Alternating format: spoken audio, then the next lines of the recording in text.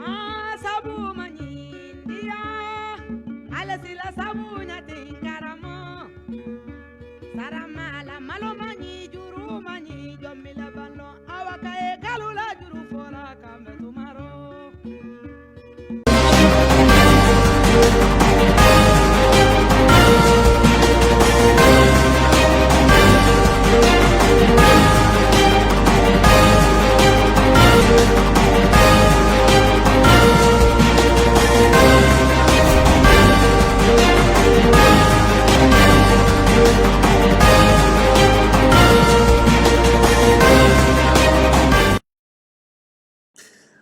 Maliyan wa assalamu alaikum tuguni an bɛ foli lase aw bɛɛ kelen-kelenna ma ni wagati na Mali kɔnɔ ani Mali kɔ kan mɔgɔ mɔgɔ bɛ yen ko o sɔgɔlen don ni wagati na ouverture média la an bɛ aw bɛɛ fo ka aw bɛɛ waleɲuman dɔn jamanadenw Cɔrɔnɔ ka foli bɛ se aw ma ka aw fo ka waleɲuman dɔn ka fɔ Cɔrɔnɔ décrypte l'info à la source ni ye o daminɛ aw ye ka yira k'a fɔ jamana kɔnɔ ni waati na a b'a kalama ko minnu bɛ Mali kɔnɔ anw y'o de fɔ an b'an sigi yan mun b'a to kunnafoniw taabolo ka se ka u di aw ma en temps réel daga sunɔgɔ o tɛ anw ye anw ka laɲini ye Mali bɛ se ka bɔ nɔgɔ la anw ka laɲini ye Mali bɛ se ka diya anw ka laɲini ye Mali bɛ se ka kalifa maaw ma minnu bɛ k'an hinɛ b'u la o de sababu la kunnafoni dicogo kɔni na ni alhamdulilahi an sigilen don a ko kama an y'a fɔ aw ye émission kunfɔlɔ la 18h n'o ye nɛgɛ kanɲɛ 18 waati k'a fɔ n ko an bɛna émission in kɛ ko fila kɛ sabula an b'a dɔn 19h o ye Isa Kajim ale tun b'an bolokɔrɔ interview la ni o ye kuma ɲɔgɔnya ye donc a yira aw la k'a fɔ an ni Isa Kajim ka kuma ɲɔgɔnya o banna o kɛra a ye fɛn caman fɔ ni waati in na kow kɛcogo kan donc hakili la a ye faamuyali caman sɔrɔ a la donc maliyɛnw ni waati in na an b'a fɔ aw ye an seginna tuguni ni ka na plateau sanfɛla la an bɛna fɛn caman fɔ kunnafoni minnu b'an bolo an b'a ɲini aw fɛ a y'a partager an kanubagaw an kanubaa bɛ yɔrɔ yɔrɔ an b'a ɲini an kanubaw fɛ minnu dalen b'an na minnu b'an fɛ minnu ye ouverture média kanu a ye an ka kunnafoniw a y'u partager parce que kunnafoni ninnu an bɛ segin a kan a kana da aw kelen dɔrɔn ma a y'a partager walasa Mali fantan naani fɛ bɛɛ bɛ se ka bɔ ko kalama cogo min na o de ye kunnafoni diya ye o de y'a to an yɛrɛ kɛmɛ ka barika don ni bɔlɔlɔ sira ninnu na wa an lajɛmɛ sira bɛɛ kan nin waati na YouTube Facebook WhatsApp siraw Instagram fan bɛɛ mɔgɔw bɛ k'an bila yɔrɔ bɛɛ hali TikTok kan an bɛ ka lajɛ o kan nin waati na donc an b'a fɔ aw ye aw bisimila maintenant sujet belebeleba minnu b'an bolo maliyɛnw a b'a kalama kunun kɔni kun turulen don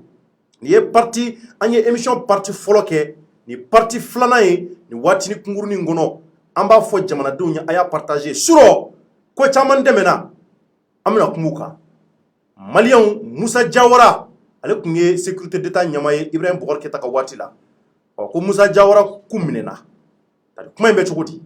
ko in kɛra cogo jumɛn ngalon don wa tiɲɛ don wa an bɛna kuma o kan o tɛmɛnen kɔfɛ le rôle du M5 RFP dans la rectification de la transition maliyɛnw M5 RFP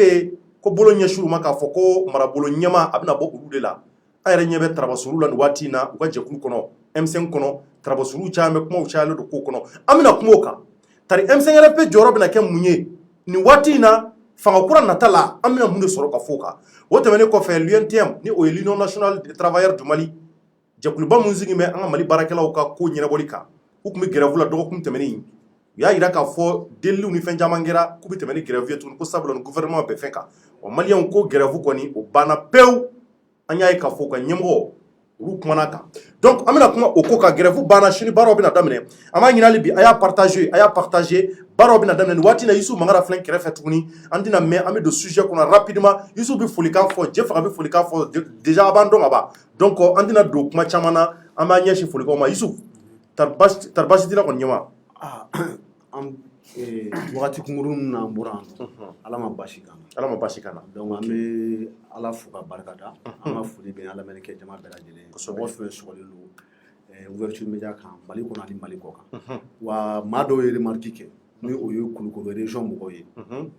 spécifiquement Banambakaw an b'u fo k'u b'an suit Banambako mais ko an tɛ kuma u kan quoi kan tɛ Banambakaw tɔgɔ voilà kan tɛ Banambakaw tɔgɔ fɔ k'an ka fi yakɛ tigɛ ɲini kɛ Banambakaw fɛ donc an ka foli bɛ Banambakaw ye an b'u bɛɛ fo k'u waleɲuman dɔn caman fɛnɛ bɛ Sine jamana kan ko k'u b'an suit yen nɔ donc k'an ka to ka foli k'an lasiw fɛnɛ ma an bɛ Chinois fo maliyɛn minnu bɛ Chine olu ye Chinois ye exactement Asie continent merci ɲɛma Jɛfaga sɔngɔ bɛ i fana ka foli jumɛn joona parce que maaw de kɔrɔfɔlen don kosɛbɛ kan kɔnɔ Cɔrɔnɔ mɔgɔ min bɛ k'a lamɛn dɔrɔn ka foli b'olu dɔrɔn y'a banna i ka foli b'olu ye merci marakakɛ nin waati in na an bɛna don jɛmukan kɔnɔ maliyɛnw aw labɛnnen don wa k'a yira k'a fɔ an b'an ka sponsor fo fɔlɔ an tɛ ɲinɛ olu kɔ ni o ye boisson WCVN ye an ka foli bɛ bila u ye k'u waleɲuman dɔn su ani tile ala ka barika don boisson double sɛbɛnni na ala ka boisson in ka a sankɔrɔta ka kɛ sanbalaɲɔ ye an bɛ foli bila an kanubaw la diɲɛ fantan ani naani fɛ maliyɛnw an bɛna don sujet kɔnɔ k'a jira k'a fɔ ko Musa Jawara ale tun ye sécurité d'état ye yɔrɔ de bilalen don jamana kɔnɔ minnu bɛ yen k'u b'u hakili to jamana ka lakana na ni dogodogoni ko bɛ ka kɛ ka bɛnbɛnbɛn sigi an ka jamana kan olu ka wulikajɔ don u ye ni ka se ka fu siri a dan na o ko mun ni a kɛra a jira k'a fɔ ko Musa Jawara ale tun ye o sécurité d'état ɲɛmakɔrɔ ye maliyɛnw kumaw d'u la surɔ a jira kunnafonidila caman fɛ k'a fɔ ko Musa Jawara kun minɛna surɔ an ka kunnafoni fɔlɔfɔlɔ a bɛna boli o kan en même temps ko bɛ cogo jumɛn nin wagati in na an y'a ye k'a fɔ Kati kɔni maliyɛnw nin waati in na Kati suman bɛ Asimi Goyita ale de kɛn bɛ ɲɛmaa ye fɔlɔ Bandaw tɛ yen Moktar Wan tɛ yen olu y'u tile kɛ o taara ko kuraw bɛna sigi sen kan a jira k'a fɔ gouvernement kura bɛna sigi ko caman minnu a kɛra surɔ an dɔw bɛna se a nafamaw ma mɛ ɲɛsi Yusu Mangara ma tuguni nin waati in na parce que ale ye ɲɛmaa ye an b'a daminɛ ale la ale ye kɔrɔ ye ka se k'a ɲininka ko taabolo la mun kɛra surɔ ɲɛma an y'a ye ko Musa Jawara ko minɛna surɔ tari an tɛ minnu kalama ani an bɛ mun kalama ko yɛrɛ bɛ sira jumɛn kan. Ok, Tchorno, donc très rapidement, par rapport à l'arrestation de l'ancien patron de la sécurité d'État, ni Ale Toye Musa Jawara, général do wa afenebe garde nationale la.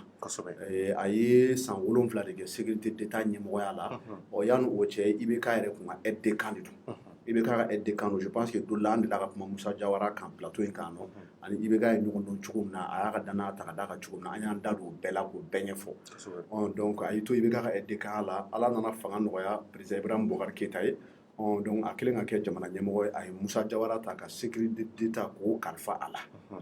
Donc général do a bɛ garde nationale la. Donc a ye san wolonfila in kɛ sécurité d'État la a ye baara ɲuman dɔw kɛ a ye ko caman fɛnɛ kɛ minnu ye jamanadenw dusu labɔ kosɛbɛ a kɔrɔ. Donc Musa Jawara ko yɛrɛ nana k'a ta ka walankata maliyɛnw bɛɛ ɲɛkɔrɔ o kɛra a ka anniversaire senfɛ. Ni a ye kongolais ka artiste baw ka star international Fally Ipupa o ye Fally Ipupa ye a y'o wele ka na. Donc o don champagne tun bɛ yen nɔ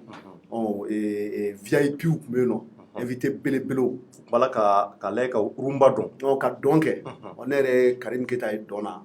a fari ka bon a kan dɔɔni nka a bɛ se dɔn na ale yɛrɛ tɛmɛnen kɔfɛ n kɔrɔkɛ dɔw yɛrɛ bɛ yen n'olu ye dɔn na mɛ n sugu tɔgɔ fɔ plateau in kan olu ye n kɔrɔ sɛbɛw ye donc kɔni u ye yanga kɛ mɛ o wagati y'a sɔrɔ Mali kun minɛnen don an ka jamana parti caman minɛnen don wa don o don attentat sur attentat attaque bɛ kɛ an ka sɔrɔsiw bɛ faga donc maliyɛnw fitinɛra u dusu bɔra u ko ko non ko nin tɛ sécurité d'État ɲɛmɔgɔ ka baara ye donc o fɛnɛ kɔfɛ a yirala k'a fɔ ko Musa Jawara kɔni ko a tɔgɔ fɔlen don société caman tigiya la ko société caman ba de bɛ Mali kɔnɔna la ko minnu ni a ka action bɛ minnu na ou bien a yɛrɛ bɛ dɔw créer nka vu son statut de patron de la sécurité d'État a tɛ se ka business kɛ donc a bɛ maa wɛrɛw ta k'o bila a ɲɛmɔgɔya la mais en réalité c'est société écran mais ale de dogolen don a kɔfɛ donc ko o hukumu kɔnɔ ko a yɛrɛ denkɛ b'o la ko maa wɛrɛw b'o la mais n tɛ n'olu tɔgɔ fɔ yɔrɔ la donc ko marché mun bɛ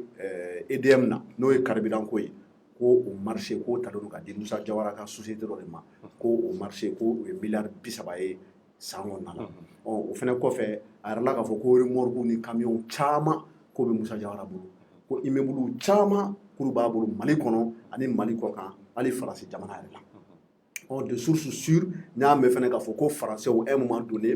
u y'a ɲini président Ibrahim Boubacar Keïta fɛ k'a k'i débarrasser ka bɔ Musa Jawara la ko parce que ko il est encombrant ko a k'a tɔgɔ sigilen don affaire dɔw la n yɛrɛ n ye article dɔw kalan a fɔra ko Musa Jawara ko djihadisme minnu bɛ ka k'an ka yɔrɔ la ani enlèvement ninnu hali u ye trafic ko kumaw bɛɛ fɔ drogue k'a tɔgɔ yelen don o la a prévu tɛ ne bolo dɛ mais n y'a kalan wa n y'a kumaw mɛn fɛnɛ Mali mɔgɔba dɔ Mali officiel dɔ ye confidence dɔ kɛ n ye n tɛ mɔgɔ tɔgɔ fɔ o ko ma k'a taalen Niger a taalen Niger Bazoum ka investiture la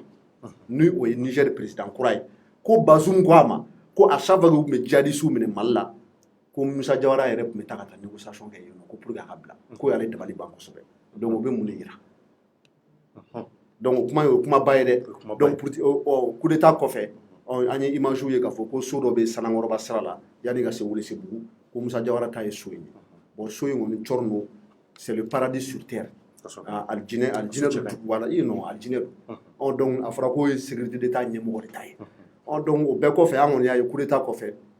Musa Jawara ma ye parce que u ye maa dɔ minɛ à l'époque c'est le général Oumar Ndaw n'u b'a fɔ ma ko Baron o fana tun ye IBK ka chef d'état-major particulier de a fana ye général ye ani Musa Jawara on dirait deux gouttes d'eau tellement k'u bɔlen don maa caman tun bolo ko Musa Jawara minɛna mais Musa Jawara tun tɛ Baron de tun don donc o hukumu kɔnɔ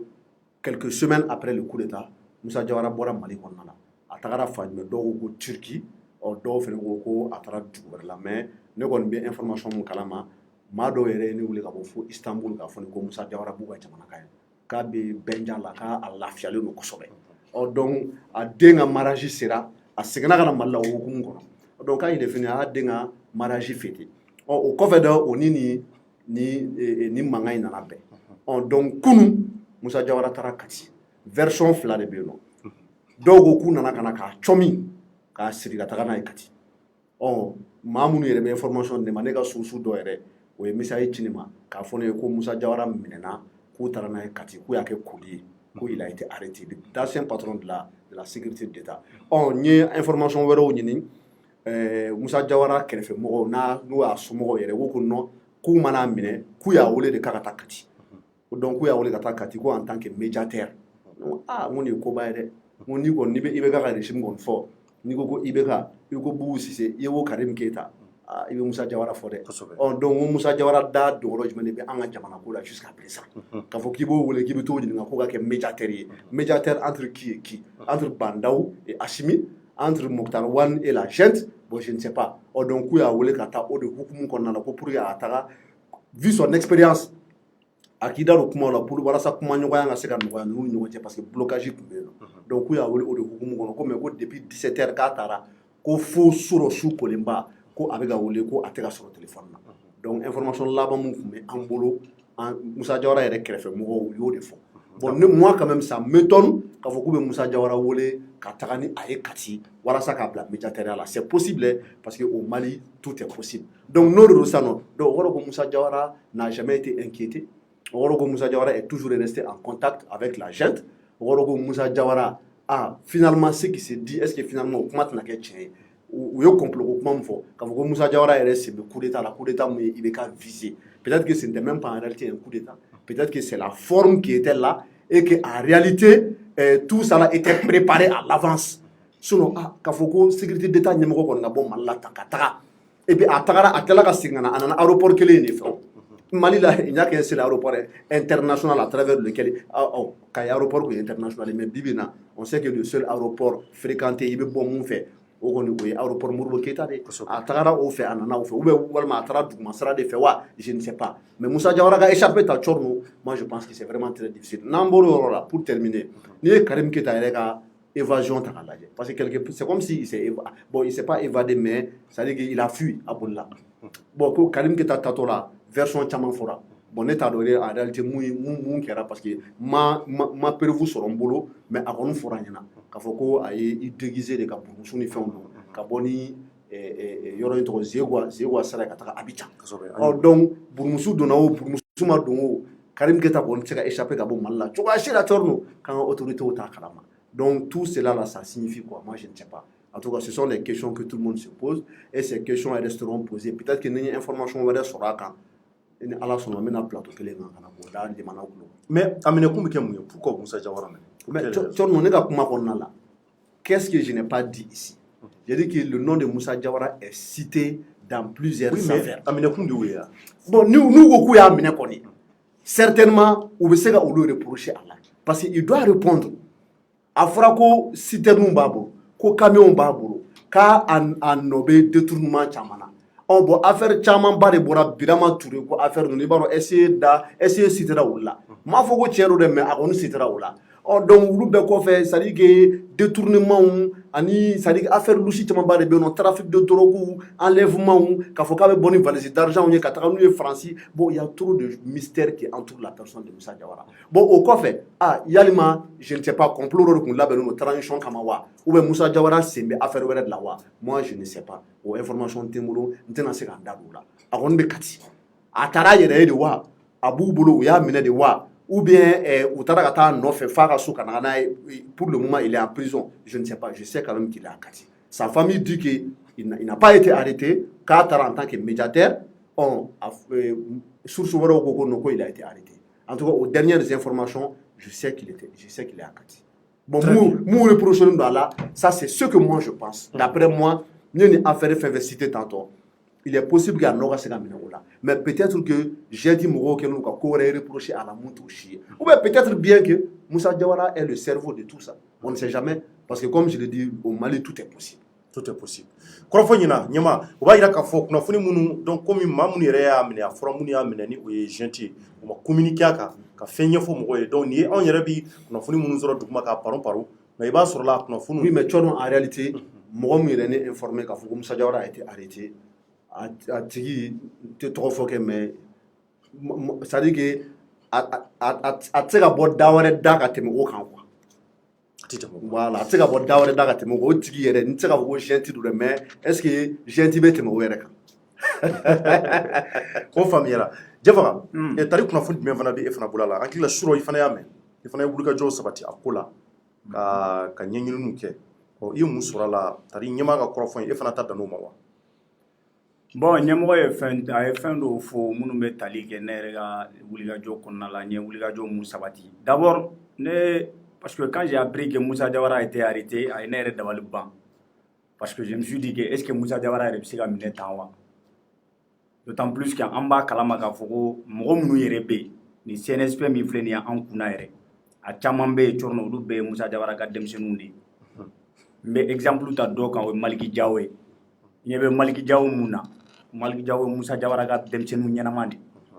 Donc, Nenkeling a Wele Kumaga Mega Fogo Moussa Diawara Minera. Parce que Mounien Black a recherché il faut reconnaître que Wakati Mina Ibega Minera, Baron Minele Mourogo Moussa Diawara de Minera. Oh, Moussa Diawara Minera, Anya don Ang Pora Yan, ouverture média Kelena, Foko Moussa Diawara Teko Mamou Minera, ko Baron de Ko Moussa Diawara cousin de Rana Boleno. Mais Mouro oui, fin Chamafo, mais par finis, tout le monde s'est rendu compte que Moussa Diawara tout mamine. Et Torno Moussa Diawara Mineta avait net d'avali ban quoi. Ma fonga ma minere. Mais avec net d'avali ban parce que ni Moussa Diawara kunganga mine ni surassun nous fait peut-être ou mais ga mine kabiri ni wakati masse parce que ni ata lajé wakati muna kulita rebe ibekala wa soro déjà Moussa Diawara kun togo folé no fen chamana même rapport do bora rapport mi bora ministre mo fait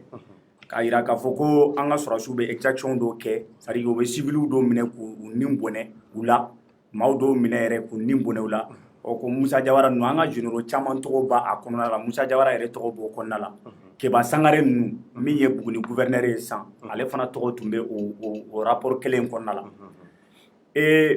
mu mene dawali ban c'est-à-dire ni a ye ko Moussa Diawara tara Kati Moussa Diawara ka déplacer ka ta Kati ko u nana kana ke koli de chorno ne ga information ne wuli ga jo sabati ne mu ye ne mu me mu foranye très sincèrement Moussa Diawara ma wule a yere maka c'est-à-dire que o ma ke koli ka ta Kati mais wele kan de blala Moussa Diawara maka foka kana Kati donc a sera Kati maintenant o kuma nyoya temera ani zenti mo che ma munu ye wele kan bla ma munu ban kuna sano ye Asmi Goita nu donc ulu ye wele kan de bla amaka kata ina fo nyemo a futo mena ka tara ko comme intermédiaire mais mu ye ne informer o ya fo de quoi a tagara ye parce que nous de wele kan bla makana mais ama fonye ka tara comme intermédiaire mais a tara ye parce que nous ye wele kan de bla kata kana oui donc mi ye ne dawali ban quoi olu de wele kan bla Moussa Diawara ma ko Moussa Diawara ka tagay bon Moussa Diawara tara et à notre grande surprise on nous apprend que Moussa Diawara minera mais absega ke piégé ou non absega ke piégé comment absega ke piégé parce que absega ke piégé muna Moussa Diawara na mineli kumbe surasu kunna na tumbu kono kabiri do muna kureta kera ou tumbe Moussa Diawara minero généraux joli de minera d'ailleurs nous be minera ma joli de be munu minera akacha foi kunte sugu balika foko be dese ka Moussa Diawara minero mais Moussa be Moussa be wo chaman do jamana ko il a été directeur de la sécurité pendant 7 ans Issou même s'il a été directeur général de la SU mo munu ye coup d'état waliya olu be se ka Moussa Diawara minero Moussa Diawara al nu ma se ka atisi ka bo jamana en kono na minero ko kumbu kono de ka soro mun tege daka kabri sien folo la Issou o se ka ke soit kumakan mun fɔra k'a fɔ ko coup d'état mun yɛrɛ waleyara IBK la dɛ Musa Jawara tun b'a kɔfɛ soit à l'époque o tun ye tiɲɛ ye ne kelen ka n ka c'est à dire n ka mɔgɔw ɲininka mais bon o kelen sisan Musa Jawara k'a yɛrɛ sɔrɔ Kati o bɛ se ka kɛ mun ye sisan jɛnti mɔgɔw k'a wele k'a ka taa Kati o bɛ se ka kɛ mun ye a ko bon k'u y'a wele k'u ko k'u mago b'a la a ka hakilinaw dɔw de la a k'u bilasira hakilinaw dɔw la fɛnw dɔw kan situation dɔw kan donc a bɛ se ka kɛ o kɔnɔna de la u ye wulikajɔ sabati k'a minɛ peut-être que ils ont soupçonné que Musa Jawara bɛ se ka kɛ a ka c'est à dire que ka u sigara la k'a fɔ k'a bɛ se ka fɛn dɔw waleya mun bɛ se ka kɛ sababuya yɛrɛ k'olu yɛrɛ ka fanga dangari parce que i yɛrɛ y'a fɔ cogo min na Musa Jawara ye mɔgɔ min ye a ye baara kɛ SOE la expérience b'a la a bɛ wo caman dɔn a bɛ yɔrɔ caman dɔn mais ne kɔni kuma mun fɔra ne ɲɛna information mun dira ne ma moi je ne suis pas sûr à 100% k'a fɔ ko Musa Jawara minɛli mun kɛra ko a kɛra de sɔrɔsiw y'a minɛ parce que fɛn dɔ don ne kɔni b'a bila minɛn min kɔnɔ d'après mes sources d'après mes informations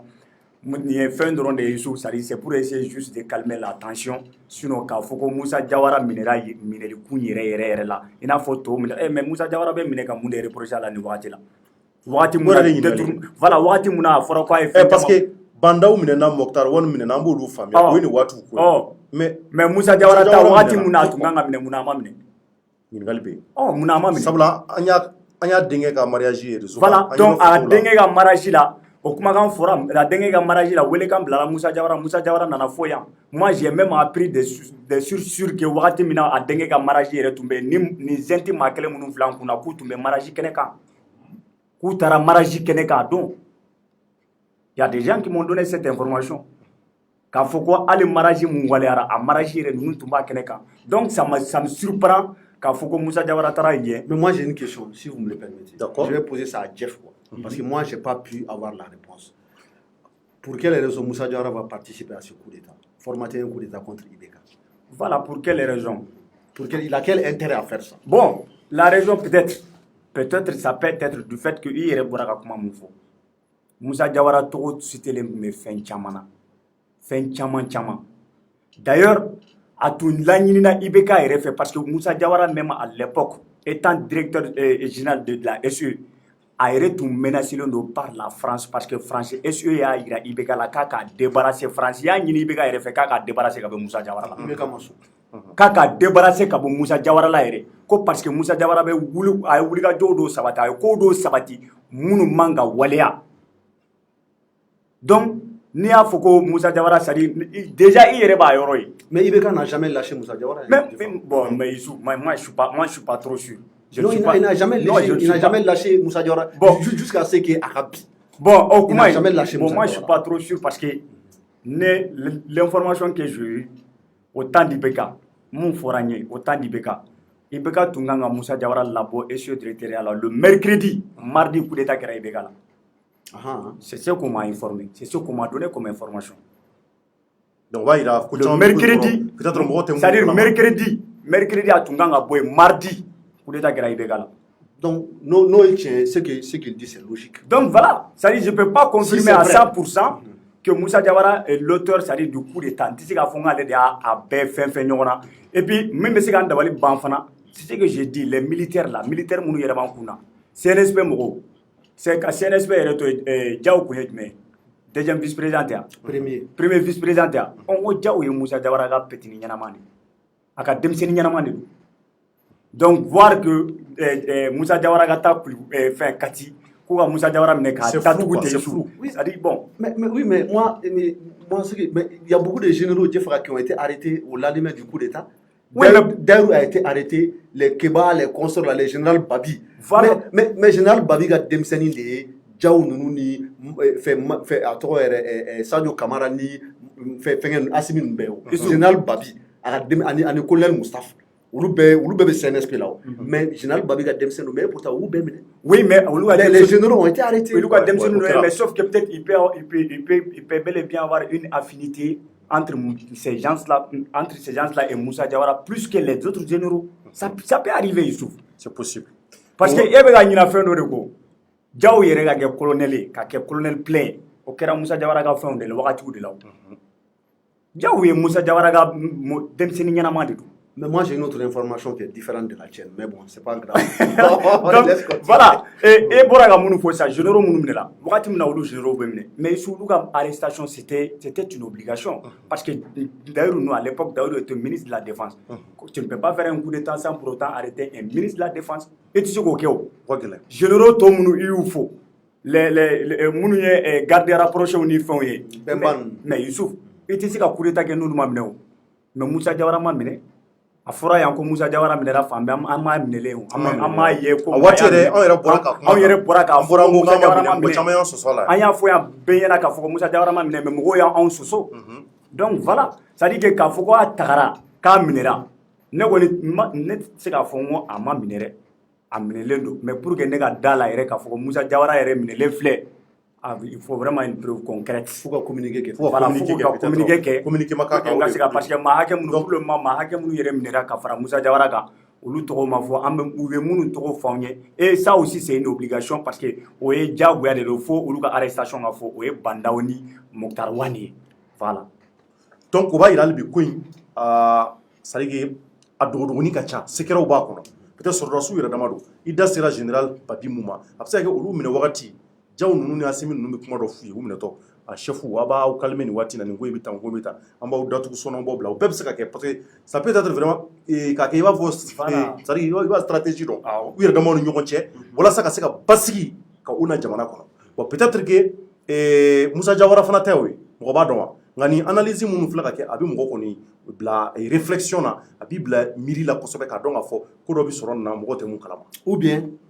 moi, mon dernier point de vue par rapport à l'arrestation supposée de Musa Jawara, ça peut être aussi une manière pour la gente de calmer l'opinion publique. Voilà, au Bepsekake. Ani Bandaw minɛ, ka Moktar Wani minɛ, peut-être que dɔw bɛ se ka fitinɛ ka dimi encore, mais pour montrer aux Maliens k'a fɔ ko mɔgɔw kun diminen don Musa Jawara kɔrɔ. Parce que beaucoup b'a fɔ ko IBK ka numéro 2 kun ye Musa Jawara de ye donc an bɛ Musa Jawara minɛ pour calmer les gens ka yɔrɔ la k'a fɔ ko bon IBK ka système an bɛ fɛ ka a kun bɛ yɔrɔ o yɔrɔ k'a bɛɛ tigɛ ça peut être une manière aussi de calmer les gens ou bien ça peut être de la diversion c'est-à-dire ka diversion créer a fɔ mɔgɔw ɲɛna bon wa Musa Jawara minɛ et entre temps u bɛ Bandaw ni Moktar Wani minɛ k'u bɔ baara la i n'a fɔ a kɛra cogo min na n bɛ fɛ ka information laban min fɛnɛ fara minɛli ko ninnu kan hier soir. Et ça, c'est une information très sûre et avérée. Et Fintigilakaw, Sorasu, Nuga Kagoul, Utara Boubé Feno, en Marabolo Nyamakoro. Ayo kuma fana mɛ Utara Boubé Feno, u nana u ye da Kongo ka don k'a fɔ ko yeli Boubé bɛ yan. Sumeli Boubé Maïga. Ko ko Tigre u b'a fɔ ma ko Tigre. Donc ko Boubé tɛ yen. A kɛlen k'a fɔ ko Boubé tɛ yen o don n'u ka mobili baw kɔnɔ i yɛrɛ ka kuma. N t'a dɔn ni climatiseur marifa baw b'u bolo. Est-ce que climatiseur bɛ se ka kɛ nin kɔnɔ? Donc u ye sira minɛ u tagara. N kɔni b'a dɔn k'a fɔ so caman bɛ Boubé bolo jamana in kɔnɔ dɔw ko k'a voyager a ma voyager a ma taa yɔrɔ si a kɔni bɛ yan nɔ mais u y'u tile a ka du mun ma o y'a sɔrɔ a tɛ yen nɔ comme ale fana kɛra sécurité d'état ɲɛmɔgɔ ye a fana bɛ wo caman dɔn jamana in kɔnɔ a kɛra premier ministre ye pendant 1 an et demi presque 2 ans a kɛra ministre de la défense ye a bɛ wo caman dɔn a tun b'a ka résidence dɔ de la wa ou a kun dogolen don yɔrɔ dɔ la wa je ne sais pas. Mais pourquoi Sorasu bɛ taa turu tiɲɛ? Sorasu talen u y'a ɲininkali kɛ ko e la a bɛ yen yan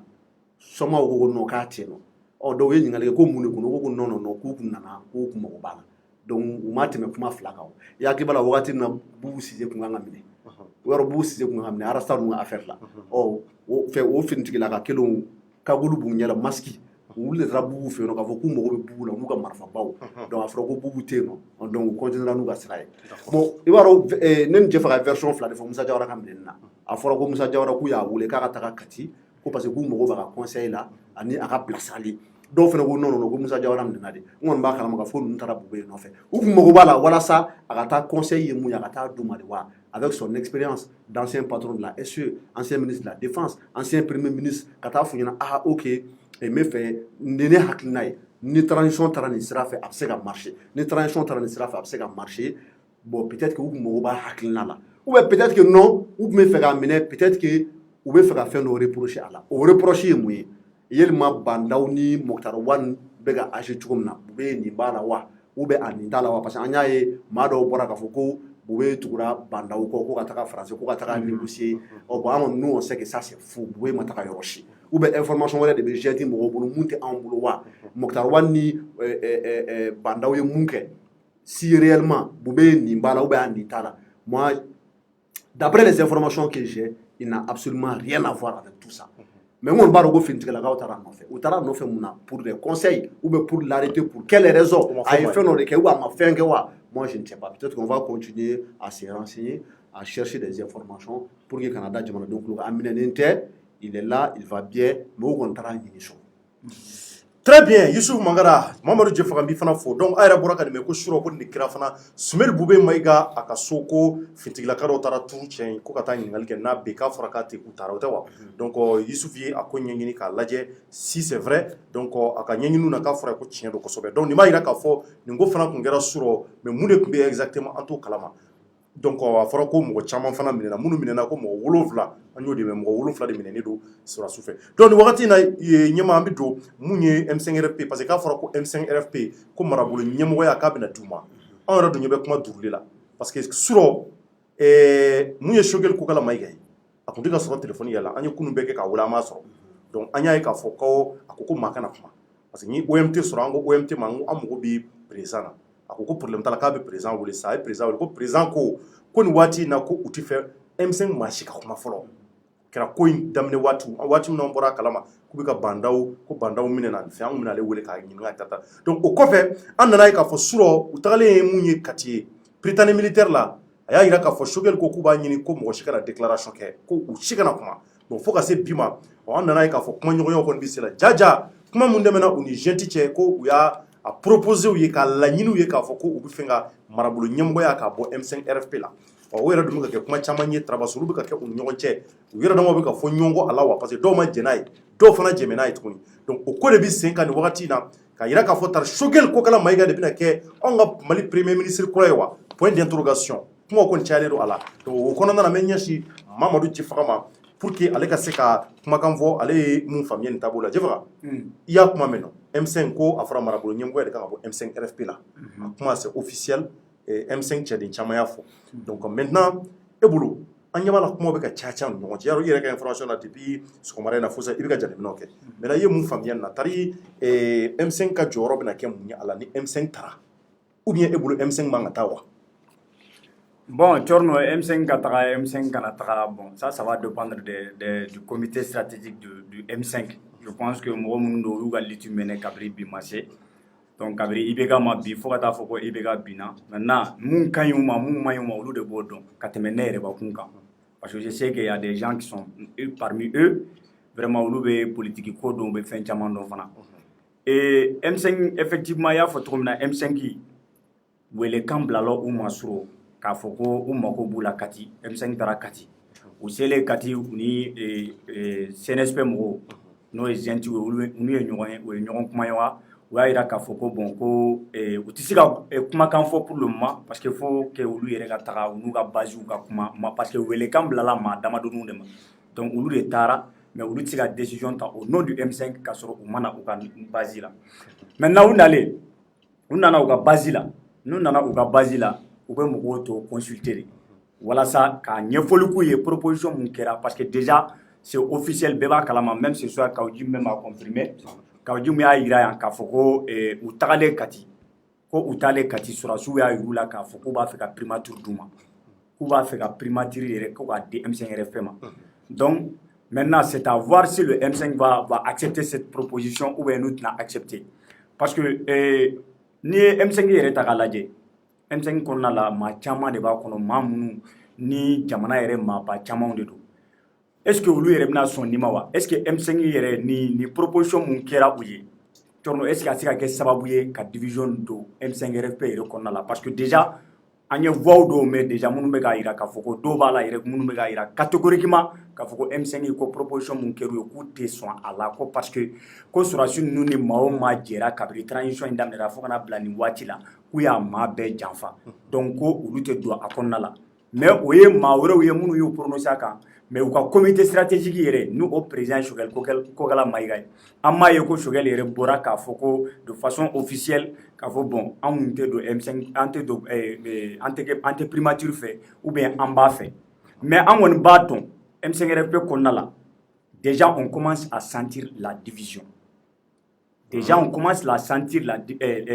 on commence à sentir la division au sein du M5 RFP. Madame Si Kiatousso. Au Bamanangalama mais avec un jatemine farafara bi fenga voilà ko farafara be ga do uni ñogonce parce que ne ata laje Madame Si Kiatousso ni ga fara Moro Sidibé kan fo ka ta se Konimba numa uluma deli kabiri M5 damnera o ma deli ka communiquer ke c'est-à-dire où yere ba kun kelen tokola ou bien o ka parti tokola o kra jatemine folo o ma deli ko ke kabiri M5 RFP ko damnera donc anya yebi anko Mali no yuga jekulu u ye communiqué ke k'a fɔ ko olu tɛ jɛna ye Bandaw ni Mokhtar Wane ko Surasiw y'u minɛli min kɛ tan ko olu tɛ jɛna ye Surasiw ye u minɛli min kɛ ka taa n'u ye olu tɛ jɛna ye Surasiw dun y'a laɲini de k'a fɔ ko bon k'olu b'a fɛ ka primature kalifa olu la bon n'olu ka laɲini kɔnɔna la olu dun bɛ M5 RFP de kɔnɔna la a fɔra de k'a fɔ ko bon ko an mako b'a la aw ka mɔgɔ di anw ma primature kɔnɔna la an b'a fɛ aw primature ka bɔ aw ka mɔgɔw dɔ de la mais mɔgɔ dɔw ka sɔrɔ aw la tuguni mun bɛ taa communiqué wɛrɛ kɛ k'a fɔ ko olu vraiment olu t'a fɛ ka nin fɛn kɛ parce que ko fo an ka segin ka na an ka institution ma olu tɛ dɔwɛrɛ ye Bandaw ka bila a ka président de la transition nɔ la Mokhtar Wane fana ka kɛ a ka premier ministre nɔ la donc ça veut dire déjà que olu ye communiqué kɛ u yɛrɛ dama la communiqué mun ni an b'a dɔn kɔrɔlen ni M5 bɛ jɛ ka communiqué minnu kɛ donc déjà olu y'u ka hakilinata yira hakilinata min ni comité stratégique du M5 RFP yɛrɛ tɛ kelen ye k'a sɔrɔ kɛlɛ kɔnɔna la ni ma deli ka kɛ c'est pourquoi je dis que n'i ye kow tagabolo ta k'a lajɛ kow bɛ ka dérouler cogo min na i b'a fɔ ko réellement la division commence à se sentir au sein du M5 RFP. D'accord. Voilà. Merci. Nyama, oui. Tchorno, je pense que pour aller dans le même sens que Djefara, la division commence à se sentir au sein du M5 RFP. D'accord. Donc, ni Amsega M5 Mogodo intervention la main, ni ou EMK Genesi. EMK Genesi. Voilà, il y a information de Osoro. Mouma et Rakafoko, ils ne sont pas d'accord avec le choix de Shogel Maïga comme premier ministre du gouvernement de transition. Donc, ni d'accord, donc si tu veux, moi je peux intervenir.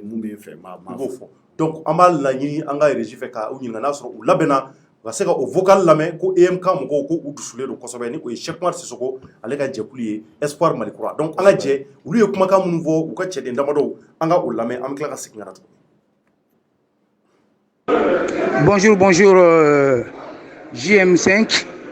somo ko ni bashitala. Donc quand tu es de EMK donc EMK bora ka classe 100 à la assemblée générale là mais y en a un clair anya me ko Shogel togo yelena ko ata kati ko pour être premier ministre madon au karachogo mina mais il faudrait qu'on nous explique ça parce que en te fait polémique sougou pour que les Maliens nous traitent de quelque chose. Cheikh Mar Sissoko pour le candidat de EMK. Bon, nous avons eu Shogel d'État pour leur candidat ou flat tungana en vote qu'on n'aura pas ou bien en dossier fly n'aura fait. Donc maintenant, le problème n'est mieux. Après attaquer deux incorolés parce que tu m'avais qu'à doit contourner, faire le contour là, qu'à doit contourner Katani Doye. Là, ça va pas du tout. Ça va pas et on se laissera pas faire. EMK ne va pas se laisser faire. Quand tu es de EMK ne va pas se laisser faire. Que ça soit très très clair. Assemblée générale pour donner le nom de notre candidat. Avec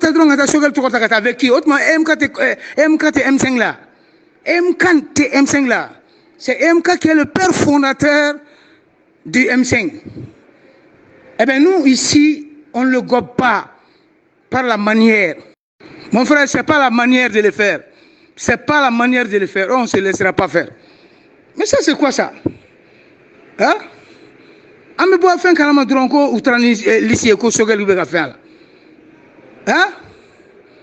Alors qu'on devait non, tu as fait ça toi nga siga kuma ça. Siga fo de damu ya kan akona giringa ko ketan ça. Ino akona giringa ko ay sabali jamana mangan ka takan chwala ça kana to moko ka tige M5 la tukunu quoi. Mais nous on va pas se laisser faire. On veut quand même que les choses rentrent dans l'ordre. Bon vraiment au cas c'est la solution ni nina. Anga se ka fait un jeu. Merci. Me fait beka hakilina nyuma soro ala. vraiment je suis de très bonne humeur pour que soit global katara M5 beka soit global katara, mais pas d'un côté du M5. Katara dans M5 côté, il y a en fait, mais MK beka le MK là c'est une plateforme comme FSD, hein? Mais FSD c'est une plateforme que tu veux que M5 ka MK tout, comme si MK n'est pas M5. Non, je vous en prie, qu'on se respecte. D'accord. Bonjour. MK cedi do ko kanti mais ni yɛrɛ bɛɛ la an ma Cheikh Oumar Sissoko kɔrɔfɔ kan mɛn nin bɛɛ la ko bɛɛ kɛra ka ban, an yɛrɛ famana ale kumakan ma an tulo t'a la donc ɲɛmɔgɔ i ye mun faamuya nin na? Bon, Thierno, déjà, pour être très objectif dans ce que je vais dire, premièrement, nous avons communiqué à Felaye et on sait que ale be jɛkulu la u b'a fɔ mun ma ko anw ko Mali ale kelen tɛ ale b'a la Cheikh Oumar non fɛn premier ministre Modibo Sidibé ale b'a la si je ne me trompe pas Koniba fɛnɛ b'a la donc olu ka jɛkulu bɛ yen nɔ donc olu bɛ M5 RFP la i n'a fɔ EMK n'o ye Espoir Mali kura ye qui est composé de Cheikh Oumar Sissoko. Je pense que MDP fait ni EMK bɛɛ tun bɛ ɲɔgɔn na mais kɔfɛ voilà donc MDP yi retiré ka bɔ la n'o ye Umar Mariko n'a ka jama ye donc Clément Dambélé ninnu olu bɛɛ bɛ EMK la a y'a faamuya o wagati yɛrɛ de la mɔgɔw bɔra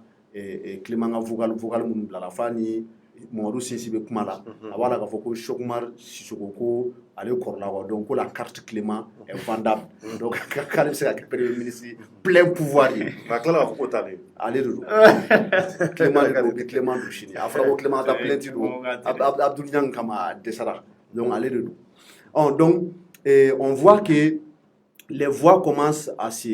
c'est-à-dire que à se différencier bɛɛ bɛ ka commencer k'i ka position ta. Bon, on sait que Thierno ni place ko nana dɔrɔn jɛkulu ba kɔnɔna la i n'a fɔ M5 ɲɔgɔn na problème bɛ na ni problème kelen de posera M5 na au moment où le coup d'état a été fait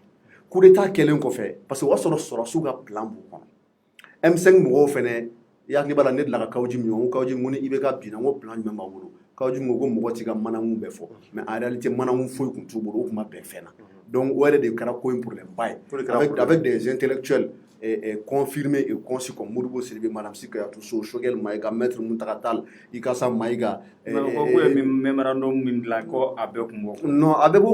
mais il n'y avait pas de choix des premiers ministres. On a vu qu'il y a 14 CV. CV tan nani, on est à la sorokati.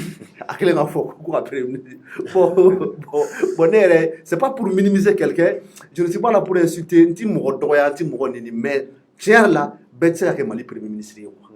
Bibi na ne Youssou Mangara niko kim na kibine ke Mali premier ministre. Je vais dire que je n'ai pas la capacité. Je peux pas. À expérience tena, à capacité tena, à la date d'aujourd'hui.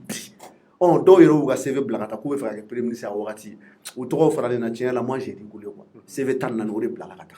Bon, moi je pense que M5 n'auront pas. Avec des leaders incontestés comme Choguel, Mountakha et consorts, ou l'on sait qu'à Benkola, qu'à candidature unique qui l'est dégagée, ou bien à la rigueur 2 personnes. Ko blagata di sɔrɔ suma k'a fɔ bon ok ni cɛ fila la an taara an ka choix ye mun ye bon an y'a to aw yɛrɛ bolo a ye mɔgɔ kelen choisir u ye sɛbɛn tan naani bila ka taga bon Thierno ça dénote k'a fɔ quelque part minnu bɛ comité stratégique kɔnɔna la ils n'ont pas la même mise sur tout le monde bɛɛ t'u ka bila kɔnɔna la Madame Sikayatou Sow bɔra k'a fɔ ko mun kɛra Bandaw ni Mokhtar Wane na ko ils condamnent u ni Koniba ninnu ko ils veulent que Bandaw ni Mokhtar Wane non seulement u ka relâcher wa u ka tila k'u ta k'u bila o place la Bandaw ka kɛ président de la transition ye Mokhtar Wane ka kɛ premier ministre ye. Bon, alors qu'on a vu que d'un autre côté, l'aile FSD du M5, ni Choguel Naka Jama, et ils ont rencontré la gente. Ou Tagara Kati, ou Mena et Nosoro, et les Choguel, beaucoup de déclarations. Et nous, on sait de sources très sûres, Kaujim a fait plateau, Ali Kaujim, source là, Ambora Kalamangafoko, et Ouyanini, M5 Mogo fait à travers Choguel, qui est le président du comité stratégique, Kouganani CV. Koube fait que premier ministre M5 de là. Donc, on a non seulement M5 parti au Bénin, ils ne sont pas d'accord avec ce qui a été fait, ils considèrent cela comme un coup d'État dans un coup d'État. Oui, Madame Sinaga Mouroy, Modibo Sidibé, ou les Ango Mali, ou au côté. De l'autre côté, il y a EMK, Espoir Malikoura, Chokmar Sugonaka Djama, un Bébora Kamevogal là, ou à Genessi, à travers monsieur là qui s'appelle Kader, que Urube fait, que Choguel, ani Cheikh Oumar ko ils n'ont qu'à compétir ou ka compétition o fila ni ɲɔgɔn cɛ k'u lasigi jama ɲɛma mɔgɔw ka voter u ye donc ni M5 mɔgɔw ye mun sugandi o ka taga ko mais ko ne peuvent pas comprendre k'a fɔ ko Choguel kelen ka CV bɛ se ka bila ka taga cogo min na bon moi je pense qu'ils ont intérêt Thierno ka bɛn ko la parce que je pense que n'i y'a sɔrɔ agira ta dès le départ parce que ils ont su que division bɛ se ka don politique mɔgɔw ni ɲɔgɔn cɛ olu bɛ se ka profiter o division in fɛ pour essayer de manipuler. C'est pour ça qu'on dit il y a la théorie de diviser pour mieux régner. Ni be fera mogo soro gagner, il be farali créer ou non. Ko ni koko perena ko pas se ka do faire. Or donc ils ont intérêt à resserrer les rangs. Na fara ko uyeli lutti mbeke. Mogo chama ba de bora M5 na. Ka oji bora M5 na ka taka ACRT créer. Ayuto la ay quasi créer. Ya no che a bora ni semase ka taka wa gena bo semase la. Or donc o takara ka côté fait. Nous ça ben le cerveau Oumar Marco nga côté MDP olu ni belle le cerveau nous ani docteur Alain beaucoup nous be bora M5 na de l'autre côté il y avait les Noussar et compagnie olu fene be bora M5 na ma chaman bora M5 na Clément Dambélé bo entre guillemets officiellement et formellement il est toujours dans les M5 mais n'eta M5 réunion na nta ye M5 kɛrɛfɛ wa ale yɛrɛ de la ka bɔ ka Choguel clasher diɲɛ kuma da mɔgɔ fɔ Choguel ma ko dossier yɛrɛ b'ale bolo Choguel kan Clément ni dossier bolo Choguel kan mun na i tɛ taga ka taga di va donner ou bien ka conférence presse organisée Thierno ne yɛrɛ moi-même je vais cotiser en ouverture média an bɛ taga an bɛ Clément filmer en direct a bɛ PLV bɔ ka yɛrɛ na ka fɔ nin bɛ n bolo Choguel kama Thierno n'o kɛra sini bɛ malien si tɛ Choguel lamɛn Choguel yɛrɛ bɛ ka kɛlɛ kɛ k'a fɔ ko dossier de corruption minnu bɛ yen nɔ ko justice k'i saisi a la ko justice ka mɔgɔw nɔ minɛ ko vérificateur ka dossier mun ko justice ka wuli ko ça dit que procureur polyéconomique ka baara kɛ walasa k'u mɔgɔw bɛɛ interpeller donc pour te dire que depuis longtemps M5 fara la mais minnu tora M5 kɔnɔna la l'aile FSD maître Muntaka Tall Choguel Maïga Ikassa Maïga Madame Sika Yatoso Modibo Sidibé Jamil Bitar et Imam Oumarou Diarra olu n'u ɲɔgɔnna caman ni Muntaka Tall fɔ. Ali Bachili fana. Bon, moi, Ali Bachili, dernièrement, lui ne participe plus trop aux réunions. Mais est-ce qu'il est là? Il n'est pas là. Il n'est pas là, ouais. Non, avant même qu'il ne soit. Avant, nous avons voyagé là. Avec Francis. Avec Francis, mais avant qu'il attaque Francis, il ne participait plus aux réunions. Ça, je suis au courant. Bon, ni Mouromoun Toura M5 qu'on a là, tu vois, on est folie bouillée parce qu'ils ont gardé une seule ligne directrice. Kunklena, quel est le bout là? Quand nous coin d'amener faux, puis tu vois, nous transition en cas que tu vois. Ils ne sont pas d'accord avec ce que les militaires sont en train de faire. Ou de Ibeka Kele. Donc Ibeka Kele, quand Ibeka est tombé seulement, Pape Sorosou a donc un foko, Djoro Kele Beno, donc ou jouera au cas, où il m'a chamanta pour récupérer Kabo M5. Moi-même, je me rappelle à l'époque, quand on a approché les militaires, en où ils ont mais Sorosou, a la ligne, non, Mangara. Et tous ceux qui sont de 1991, les politiciens périmés, on ne va pas traiter avec eux. Non, je vais te citer quelques noms qui sont avec nous. Non, non, Clément Dambélé, il est avec nous. Non, Arama Benjara, il est avec nous. Non, Noussar, il est avec nous. Nous avons cité beaucoup de ils sont avec eux. Donc, vous devez sama ka chaman bogu là. Vous serez à dos sur donc depuis cette époque-là, on commence à M5 fragiliser. Mais ceux qui sont restés, ils ont eu une seule ligne. D'abord, il va regarder dans les moyens.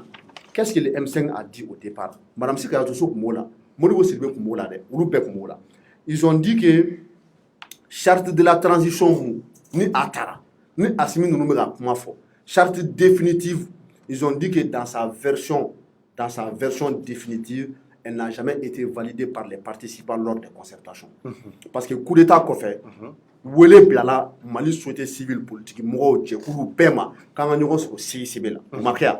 donc nous sommes sur le CICB là, après 2-3 jours de discussion, il faudra qu'on amène à charte de la transition. On va sur la loi fondamentale Tara immédiatement après le coup d'État. Donc, au charte de la transition, maintenant, on a la constitution d'AFA, voilà ça, Maliga Sega. Transition qui est en bonne transition qu'on a là. Or donc M5 Moya et la Kabno Rati, qu'il faut qu'au quartier d'un d'ultuma, quartier de Bissabawa Bentaro Dule. Est-ce qu'il y avait Bissabawa au quartier d'Amadoni? C'est-à-dire que pour un regroupement qui a à son sein des milliers de personnes, Moro Bayirika, ou le M5 qu'on a là, Kouma Boya à l'époque. Donc, il y a dénoncé. Ou qu'on venait qu'on soit sur les chartes, où il y a que Ben, Choguel y a fourni plateau Kelengano. il n'était pas d'accord avec la version de la charte. Parce que c'est-à-dire que charia kisɛ dɔ bɛ charte kɔnɔna la ko minnu bɛ Mali constitution sɔsɔ ko minnu ma ɲi Mali transition ma ko n'a taara dɔrɔn ko c'est comme si sɔrɔdasi ninnu bɛ fɛ ka pouvoir confisquer ka fanga daraki k'a minɛ olu la donc k'olu ma sɔn a ma o ye kelen ye yanni président de la transition ka taa n'o ye Bandaw ye M5 mɔgɔw bɔra u ye discours kɛ u ko ko non ko mun bɛ ka labɛn kɛrɛfɛ ko ni maliyɛnw y'u sigi ka lajɛ k'a bɛ kɛ sɔrɔdasi fanga de ko an kana sɔn dɛ. Sogɛl bɔra k'i dama kasi u bɛɛ bɔra u ye discours ni fɛn u ye communiqué kɛ parce que ko collège de désignation ye k'a sigi cogo man ɲi kelen ko wa ko président de la transition n'o ye Bandaw ye k'u y'a nommé cogo min na k'u yɛrɛ ye collège de désignation ye k'u y'a sɔsɔ u m'o de fɔ et puis Sogɛl tilala ka fɔ tuguni ko Mamudu Diko yɛrɛ ko olu ma k'u taalen salle kɔnɔna la ko M5 ko olu M5 olu ni Genti ye ɲɔgɔn ye bi su in na dɔrɔn ko dugu jɛlen k'u ye collège de désignation sigi sen kan ka mɔgɔw wele k'a fɔ ko président de la transition bɛ ka sigi donc Sogɛl ko Mamudu Diko ko olu ma k'u selen salle kɔnɔna la k'u m'a fɔ ko a ye tɔgɔ d'an ma dɛ par exemple n'i bɛ fɛ an ka mɔgɔ désigner i bɛ se ka na ni liste ye liste kan mɔgɔ 10 tɔgɔ bɛ liste kan i b'a fɔ bon ok Cɔrɔnu e k'i hakilina di Mamadu Jefaga b'a kan Mamadou Jara b'a kan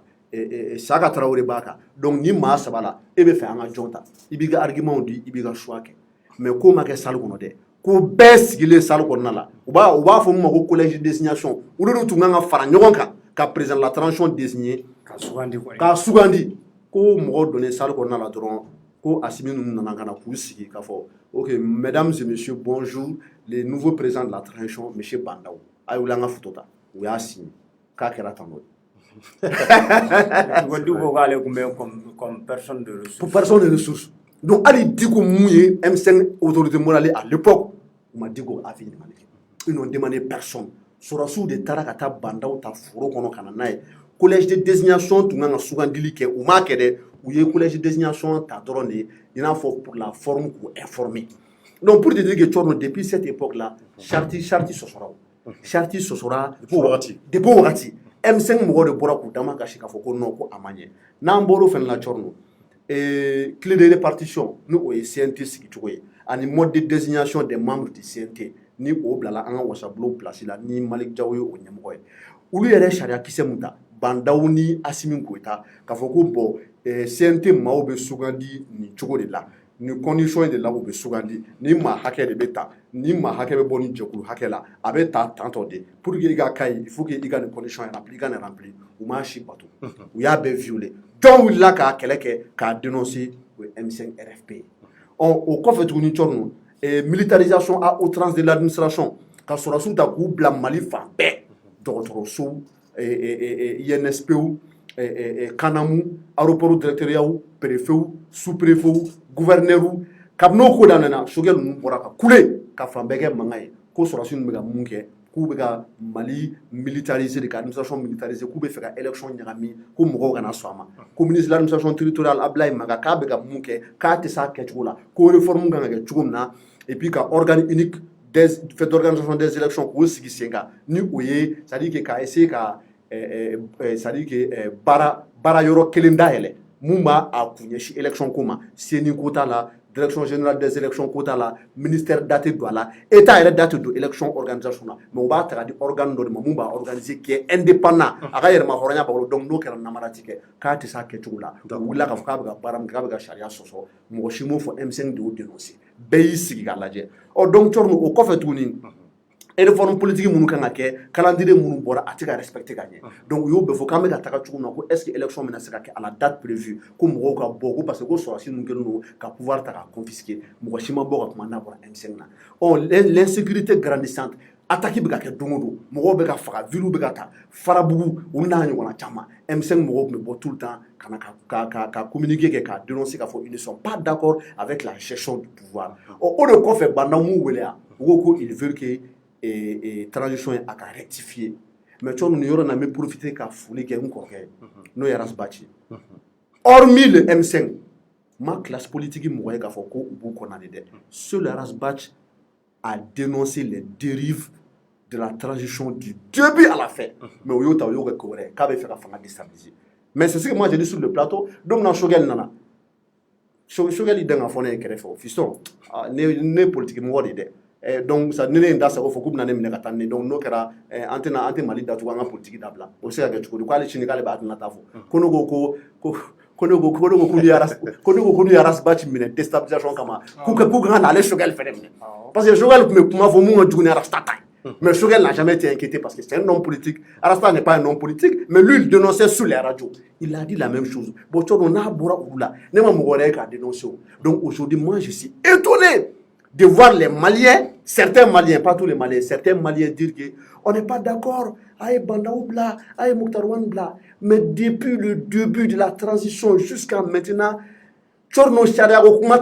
parce que la loi n'a jamais été appliquée. La charte a été violée dans tous les sens du terme. Plusieurs fois même. La constitution a été violée dans tous les sens du terme. Où la loi fondamentale au comment a été faite tourner. Où il y a Sharia qui s'est voté ni où va décret ou nous règlement où il y a violé. Moi que les gens dénoncé au M5 RFP à Niarasta. Oh donc Tchorno Malien ou Sigiko Ketola Lache ou ma fin fort. On a toujours été dans l'illégalité la plus pure.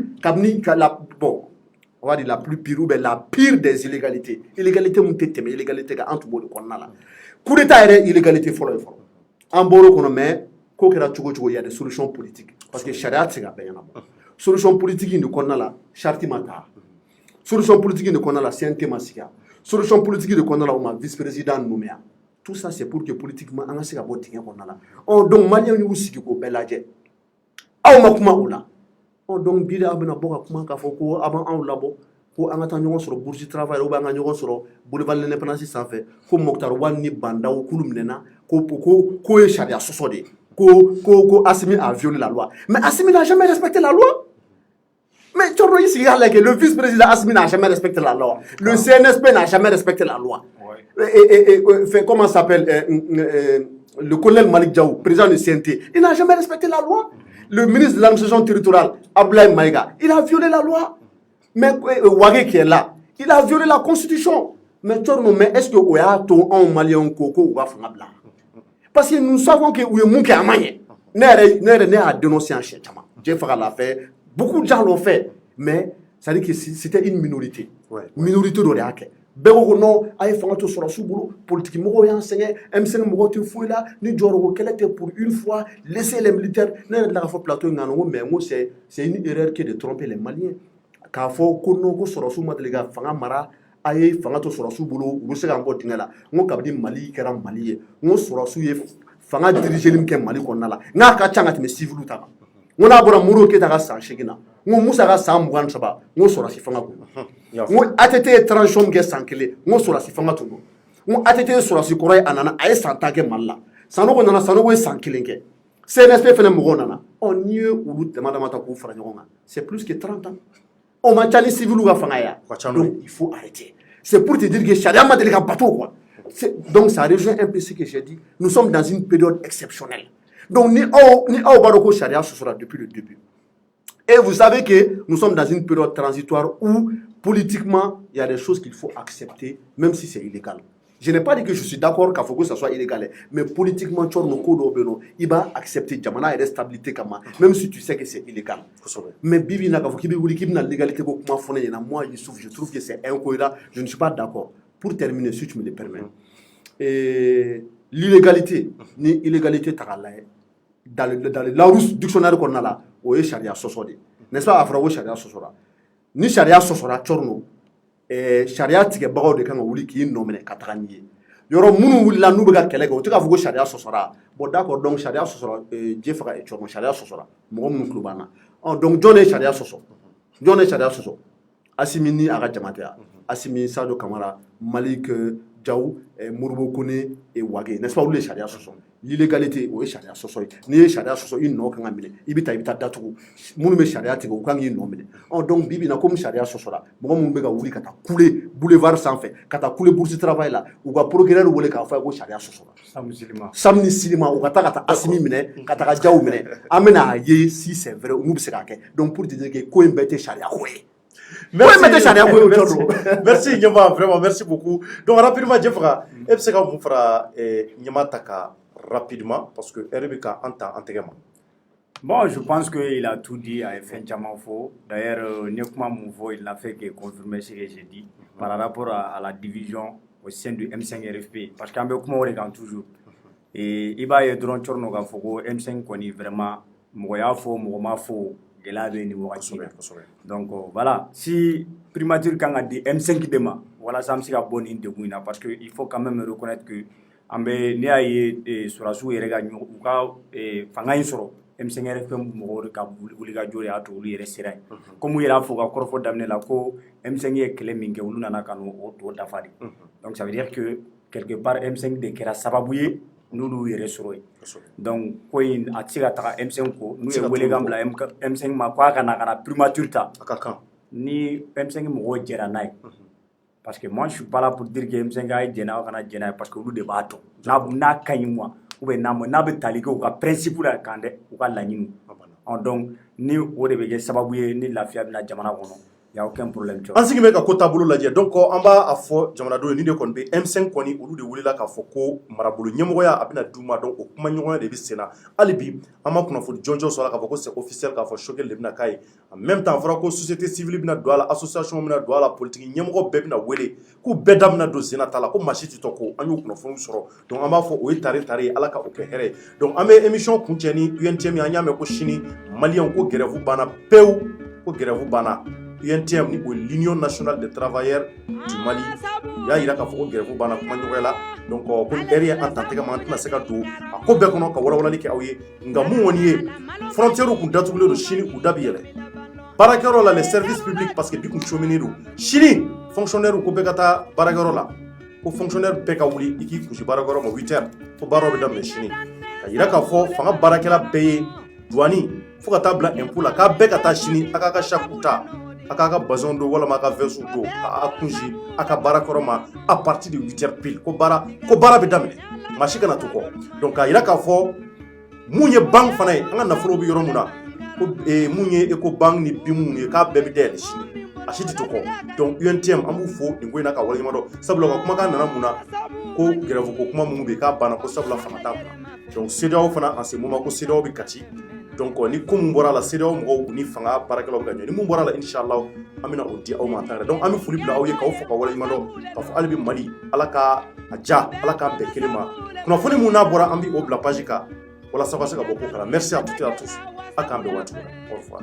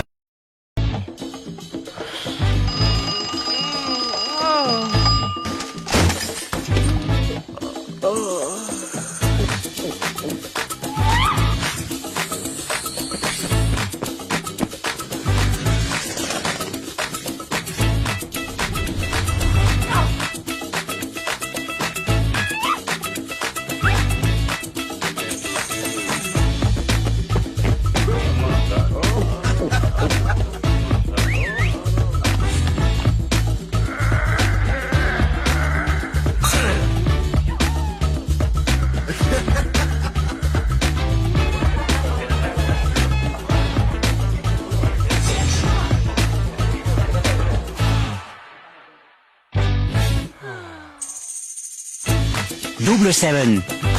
Double tes limites.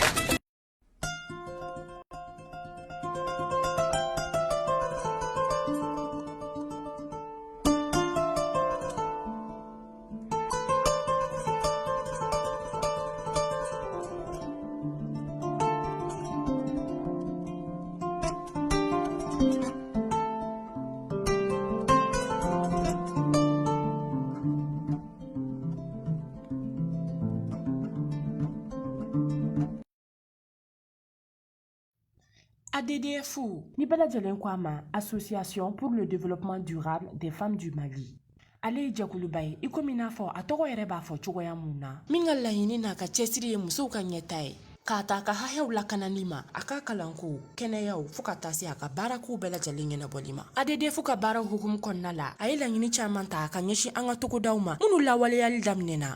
Tina lamini la kɛrɛnkɛrɛnnenya la Koroni Bankas mara la ni baara ninnu hukumu kɔnɔna la sa ADD fo kɔni sera dugumisɛnnin caaman na nga an b'aw kunnafoniya k'a fɔ ko dugu in kelen o kelen ADDF ye baara belebele fila boloda ye dialogue intergénérationnel o min kɛra sigi k'a fɔ ye dugu ninnu maaw bɛɛ lajɛlen ma maakɔrɔw musow fara sifinnakaw kan kuma kɛra fɛn minnu ka sa o ye nɛgɛkɔrɔsigiw furu joonaw kalankow fɔɔ ka taa se kɛnɛyakow ni sigida lakananiw ma